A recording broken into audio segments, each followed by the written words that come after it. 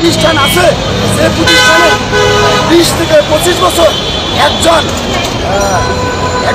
শিক্ষক অথবা degree pass MA pass একজন ছাত্র বা ছাত্রী 20-25 বছর বিনা বেতনে চাকরি করছে, এরকম কোনো প্রতিষ্ঠান সরকারি বা বেসরকারি যদি মাননীয় প্রধান উপদেষ্টা দেখাইতে পারে, আল্লাহর কসম সকল শিক্ষকের হাত পা ধরে আমি সবাইকে বিদায় করে নিয়ে যাব। যদি 20-25 বছর একজন চাকরি করে এই বাংলাদেশে বেতন না পেয়ে থাকে, তাহলে আমি সকল শিক্ষকের হাত পা ধরে বাড়িতে নিয়ে যাব। আর যদি দেখাইতে না পারে, তাহলে এই বাংলার জমিনে এই স্বাধীন দ্বিতীয় বাংলাদেশে কেন শিক্ষকরা রাজপথে দাঁড়িয়ে এই মহিলা খাচ্ছে, কেন এইভাবে পড়ে আছে?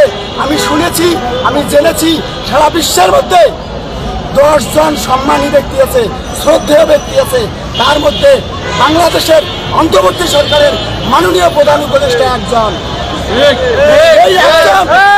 সেই একজন ব্যক্তি বাংলার বুকে থাকার পরও এই বাংলার জমিনে শিক্ষকেরা কেন রাস্তায় পড়ে আছে? আমি জানতে চাই, আমাদের অন্তর্বর্তী সরকারের ন্যূনতম 7 থেকে 10 জন উপদেষ্টা আছেন যারা শিক্ষা পরিবারের সদস্য। শিক্ষা পরিবারের সদস্য হয়ে কেন শিক্ষকেরা এই রাস্তার মধ্যে পড়ে আছে? আপনারা কি ঠিক বলছি কিনা? কেন রাস্তায় পড়ে আছে?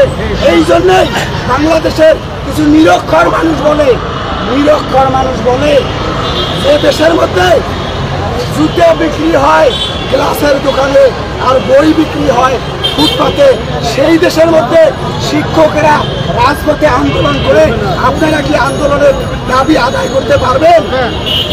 আমাদেরকে সাধারণ মানুষেরা এরকম করে বলে কেন বলে?